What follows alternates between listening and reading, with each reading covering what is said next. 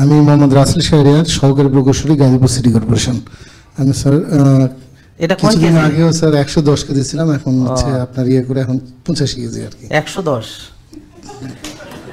এখন এখন কত আছে? এখন 85 কেজি। কত কেজি কমেছে? পৃথিবী ভারমুক্ত হইল আলহামদুলিল্লাহ।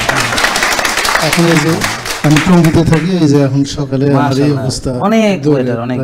এক রাউন্ড দৌড়াইলে 500 মিটার প্রায় 10-20 রাউন্ড 22 রাউন্ড আমি আলহামদুলিল্লাহ। এবং আপনি একটা জিনিস মনে রাখবেন যে এই যে ধরেন এটা, হ্যাঁ, এটাকে ভয় নেই। আমার কথা বোঝার চেষ্টা করেন, বুঝতে পারছেন?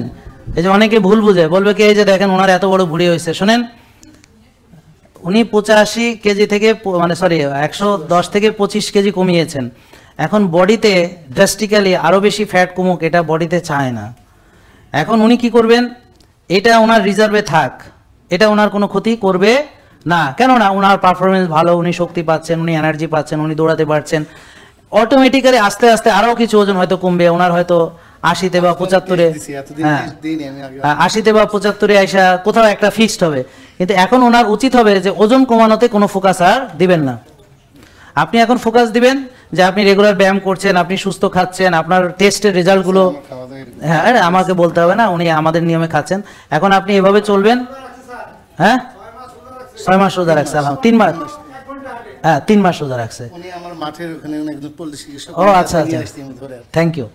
তো এখন পল্লী চিকিৎসা, এখন ওনারা চিকিৎসক ধরে ধরে আনতেছেন, বুঝছেন? রুগীরা আগে ডাক্তার রুগী ধরতো, এখন রুগীরা ডাক্তার ধরতেছে। মানে উনি এখন ডাক্তার ধরে নিয়ে আসছেন, আমার ডাক্তার ধরে নিয়ে আসছি। না না, থ্যাংক ইউ। মানে আগে ডাক্তার রুগী ধরতো, এটাই শুনে আসছি। এখন রুগী ডাক্তার ধরতেছে। আগে মানুষ বিলেতে চিকিৎসা করতে যাইতো, এখন বিলেত ফেরত বাংলাদেশে আসতেছে চিকিৎসার জন্য। আগে ইন্ডিয়াতে আমরা চিকিৎসার জন্য যাইতাম, এখন ইন্ডিয়ার অনেকে এখানে আসছে চিকিৎসার জন্য, এবং অনেকে ওখানে বসে ভালো করতেছে। তা আগে মানুষ ওষুধ খেতে ভালো হইতো না, আর এখন বিনা ওষুধে ভালো হচ্ছে, ওষুধ ছাড়তে পারতেছে।